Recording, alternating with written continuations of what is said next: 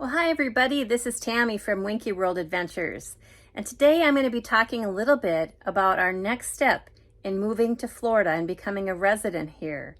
And of course, we're going through the process ourselves right now, but I just wanted to share it all with you in case you're considering moving down to Florida, so you know the steps involved. Now, if you haven't watched our other videos in this series, you may want to do that before you watch this video. We're on to step 4, which is getting your title for your vehicle here in Florida and also your license plates. Before that, you'll want to watch the other 3 videos in terms of getting your actual driver's license, getting insurance for the vehicle, and having an address, because those have to come before. Now, you can get your title at the same time as you get your driver's license if you have a copy, the original title in your hands, if you have that, if you own that.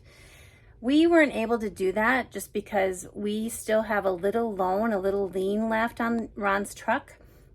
And so we had to actually go through the process of getting the title sent here from our lender who was in Minnesota.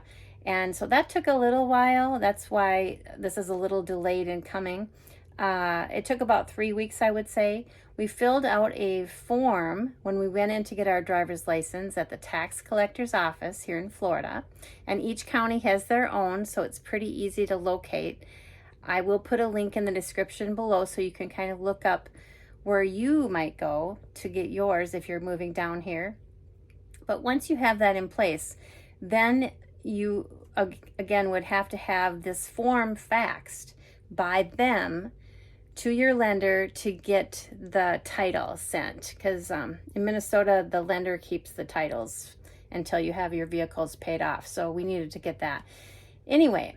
So that was then sent to them, and they gave us a call as soon as they got it. Like I said, it took about 3 weeks, and we went in then, we made an appointment online. You can go online. It's super simple, super easy on their website to make an appointment and go in. Now, you don't have to make an appointment ahead of time, but they do recommend it just because with titling, it does take a little bit longer than some of the other things. So what does Florida require that you bring with you when you're getting your title? Well, the first thing is obviously proof of ownership, which we kind of just talked about. You need to have, usually it's a title, an actual title to bring with, obviously. And then your own identification as well, proving who you are. So you'll need a driver's license. And we brought our Florida driver's license with us because we had that. Otherwise, you would just bring your out-of-state license with if you're doing this all at the same time. Or a passport would work too. So you need that. You need proof of insurance.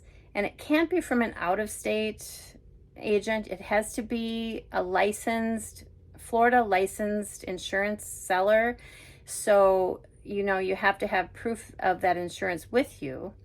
Now, we licensed our travel trailer at the same time as well. So we got the plate for that. So we had 2 different insurance agents for that. So we had to bring proof of both of them with when we came in to get the title and plates. Another thing that is required is the VIN check, the vehicle identification number. So you will need to bring your vehicle with you if you're having it licensed in Florida, and they will need to check your VIN. That's one of the reasons it's nice to make an appointment ahead of time, because they will check your odometer reading, they'll check the VIN. They'll actually physically walk out with you into the parking lot and check that and write it down. So you don't need that for if you're licensing like a travel trailer or something. They don't require that, so we didn't have to bring our travel trailer with us. But, if you're wondering, I would give them a call, if it's something like a bigger trailer or something that actually physically attaches to your vehicle. But for a travel trailer type of thing, you don't really need that at all. So once you have all those things, obviously you can go to your appointment at the tax collector's office. It goes very quickly. It didn't take long at all. They filled out the application for us. I know that, when you read online, sometimes it says you have to fill out an application ahead of time. We didn't have to. They didn't say anything. She kind of filled it out online as she was entering everything. And then they'll take, of course, your fees. You need to make payment. You need to pay for your actual plate, which you will take with you that day, and your tabs, you can either do a 1-year or 2-year registration, and it renews on your birthday. So Ron's birthday is in December, so we decided to get the 2-year option. So we won't need to worry about getting new tabs again for 2 years for his truck or the trailer. So that's how that works. And yeah, it didn't take that long, the whole process. You know, she just had to enter everything, which took a little time, and took our fees. You can either pay, we paid by check to avoid extra fees, because they do let you pay by credit card or debit card, but there are fees attached to that. So we wrote an old-fashioned check so we didn't have to pay the fees. But yeah, we walked out of there with the plates, and Ron came home and put them on right away. So now we're not feeling so much like tourists anymore. You know, we always felt like people were kind of staring at our Minnesota license plates like, oh, they're, you know, the look, right? Like they're just tourists. So now we're officially residents. The title itself, since we still have a lien, we cannot have the title. It'll go back to our lender again. And once it's all paid off as of next July, then we can either get a copy of the title, which I think it was $10 to get a copy, or you can just have it electronically filed. And then if you ever sell the vehicle, all you have to do is go in there into their office, and they'll take care of it all for you in there. So electronic, that way you don't have to try to remember where you put it, right?